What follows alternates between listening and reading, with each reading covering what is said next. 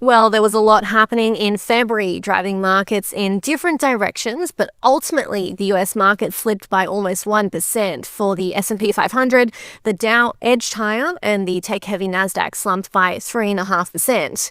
Australia, however, was an outperformer, gaining 3.7% over the month. That was a third straight monthly gain, our best monthly performance in almost a year, and our best February since 2019. Now, this is, of course, after cracking multiple record highs during the month and topping 9,200 points for the very first time.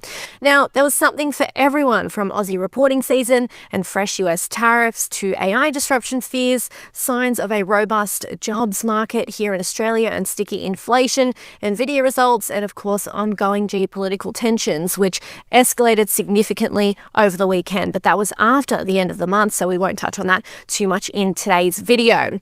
Now, if I had to narrow it down to three key drivers, of course, Aussie reporting season was a key focus. We saw a lot of volatility and price swings on reporting day. In fact, almost half the companies moved by 5% or more on reporting day. Nearly 20% rose or fell by over 10%, and 5 companies moved by over 20%, all of them being losers, showing that companies missing market expectations were punished more than those that did better than expected. Also, the so-called AI scare trade somewhat overshadowed reporting season, with ongoing worries that AI tools could disrupt established companies. The sell-off started with software stocks but continued to spread to other industries like insurers, real estate, and logistics. The tech sell-off in particular, though, capped gains over the month despite that late recovery. And of course, President Trump's Liberation Day tariffs were overturned by the Supreme Court. He quickly reacted by imposing 10% global tariffs, which came into effect in the final week of the month for 150 days, with talk they could rise to 15%. So there's still uncertainty around those fresh tariffs. Now, moving on to Aussie sectors, miners and banks drove broader gains as better than expected results drove both sectors to fresh record highs during the month. On the other hand, tech was unsurprisingly sold off amid AI disruption fears, and healthcare continued to underperform after doing worst over the course of last year.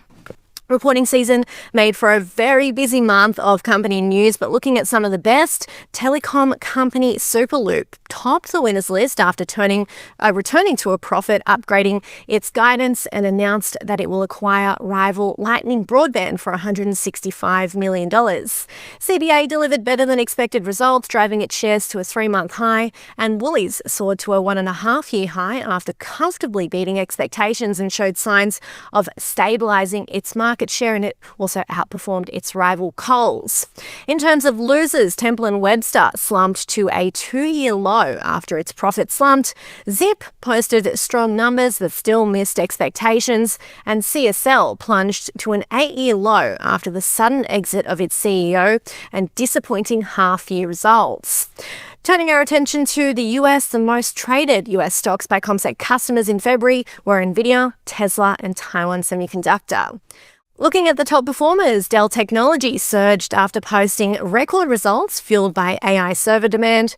Caterpillar benefited from selling power generation equipment to AI data centers, and McDonald's beat earnings expectations. Meanwhile, mega-cap tech giants like Amazon, Microsoft, and Nvidia were among the drivers of the tech sell-off.